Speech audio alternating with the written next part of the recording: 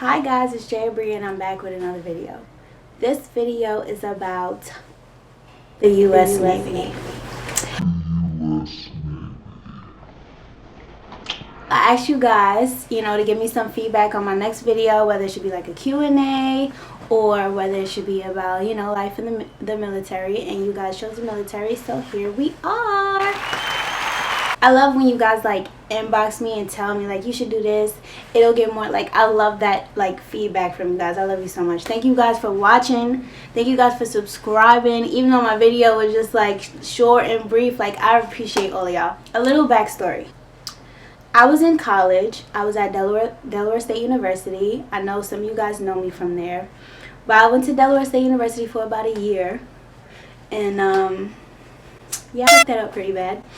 Yep, I got put on academic suspension, so I had to go back home and I had to take non-degree classes back home to get reinstated back at Delaware State. So as I was doing that, I was working 2 jobs. I was working at Applebee's, I was working at the Gap. I quit those jobs and I started working at H&M, but I was paying for those non-degree classes out of pocket. And then I was just I get the money in New York is so fast, it's so quick, but it goes just as quick. But I don't know, I was just I don't want to go back to Delaware State. I don't want to go back to Delaware State. I'll find a college that's closer to home, go there, and then But I also thought I don't want to pay for school. My brother joined the military, and then I was looking into that, and then I just started looking at the Marine Corps. I was looking at jobs, and then I saw something that said that they will pay for your education, and that sold me right there, because I'm if I join, I can go to school and then I'm good. I went down to Crown Heights. I know some of y'all know Crown Heights. I went down to Crown Heights and I went to the recruiting office, and the way the recruiting office was set up, I don't know if it's still set up that way because I haven't been to home in a couple years. But this was the Navy office, this was the Army, and then all the way in the back was the recruiting office. So as I go up there, you gotta buzz a bell and everything. As I go up there, I'm walking down to the Marine office and nobody was in there. So the Navy recruiter came out, was can I help you? I'm yeah, I'm just trying to get some information about the Marine Corps. He was come in. It was over after that. It was over after that. He just started asking me questions and well, I was interested in joining, and I'm just trying to ask him questions, and he was just if you sign these, and I was oh shit. Now that I think about it, oh shit, I should have,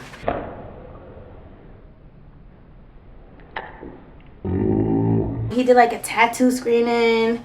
He did my body weight and all that. And I'm just wow. Is it that easy? Can it but yeah. So that happened, and then I'm getting I'm signing papers and all that stuff, and I'm all right, I'm here. So I'm just gonna go make I'm open-minded with everything. So I'm gonna go open-minded, I'm going for school. He's telling me a little bit, they give you job description stuff. So once you go to the MEP office, when you pick your rate and you take the ASVAB and all that stuff, they give you a brief job description about what your based on your ASVAB score, what you qualify for as a job in the military. But that shit ain't true.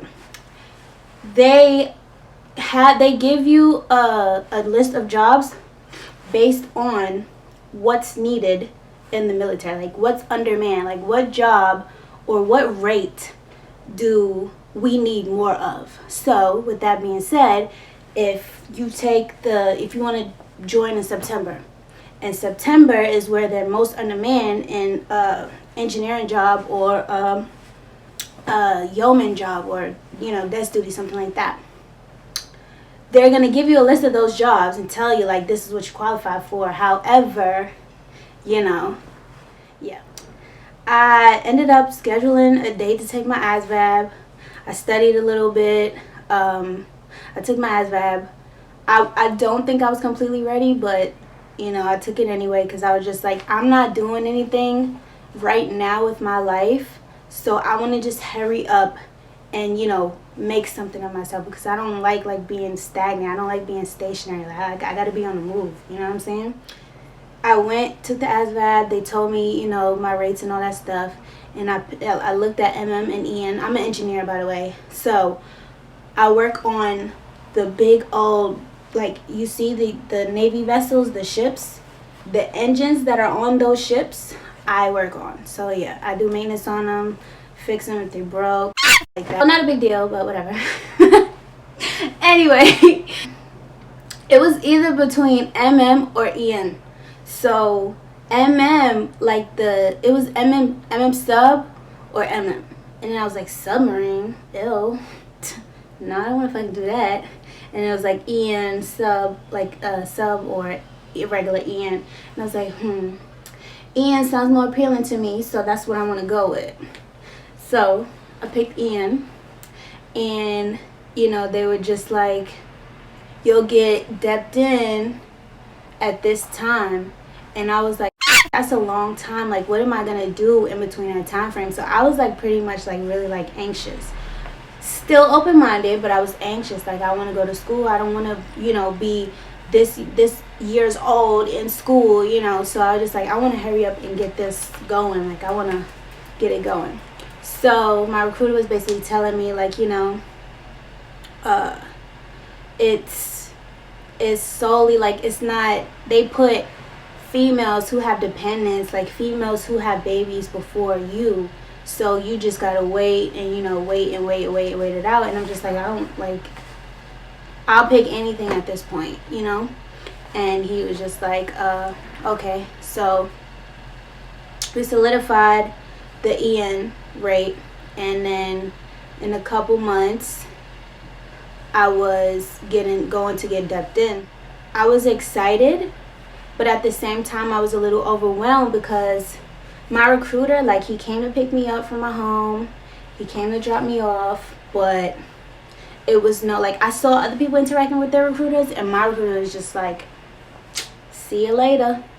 And I'm just like, where's my good luck? Where's my, you know, where's all that stuff for me? But it's like, and that kind of like scared me a little bit, because just like I see like something ain't right about that, to see like people's like recruiters like just interacting with them, like talking to them, like with them the whole time when they're at the hotel and all that stuff. And then mine was just like, drop off, all right, you good? And then it was actually a Chief Joyle. He was at the recruiting office, and I wound up texting him, you know, just talking to him, because he was like more of a laid back, like cool, like chill kind of guy. So I ended up texting him, you know, just asking him about certain things, like, you know, little stuff. But yeah, that was a little bit. Boot camp, when I got to boot camp, I was like, what the hell? Like, boot camp is probably like the most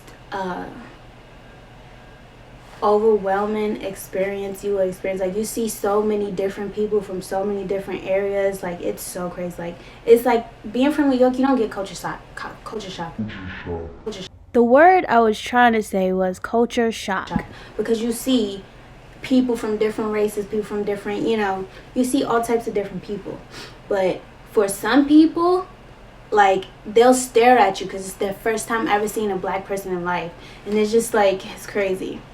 But boot camp is very overwhelming. Like, you're in close quarters with people you barely know, and you are like pushed, like you are pushed to your limit, physically, mentally, emotionally. Like, you are forced, like you are forced in every way possible, like in every way possible. Boot camp was definitely an experience. It definitely was. So I've been in for 5 years, and I almost did not make it.